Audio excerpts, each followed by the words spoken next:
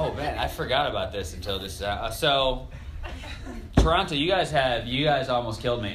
So maybe 7 or 8 years ago, I very rarely told this story. So I used to. Here's one more thing that I've actually worked through. I used to be afraid of nuclear attacks.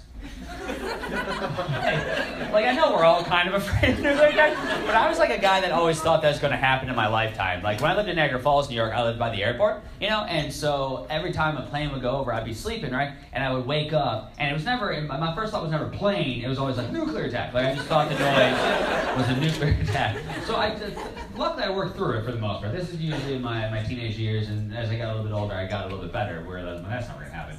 So, but about 7, 8 years ago, I was performing here in Toronto, and they had me and the other comic in a condo, and it was like maybe like 3 blocks away, and we're on the 28th floor, okay? And I only tell you this because I don't want to make you think I'm making fun of this guy, but I think it's kind of important to the story. The man I was working with was a bigger man, and he was like a guy that, you know how some people just like have completely like, I'm not even gonna try anymore. Like we were 2 blocks away, he would drive here each night, he'd grab McDonald's. Like he was just not, and that's fine, that's be who you are.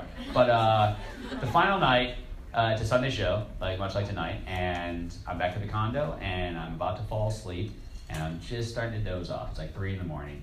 And before I go any farther, I want you guys to look up on YouTube, if you get a chance, Toronto Propane Explosion. Do you guys remember that? Oh, yeah. I will never forget it. Because right around 3 in the morning, I hear a boom! And I wake up, startled, and I look out the window, and I swear to God, there is an orange sky and a mushroom cloud going in the air. And all of a sudden, I'm like, nuclear attack!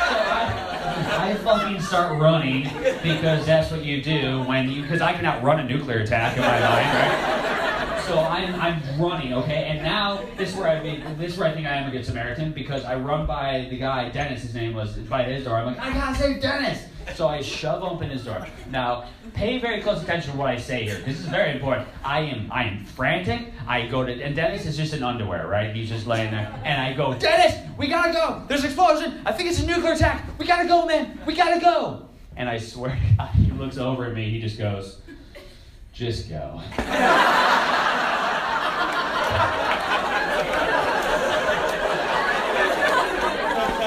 Well played, Dennis. Well played.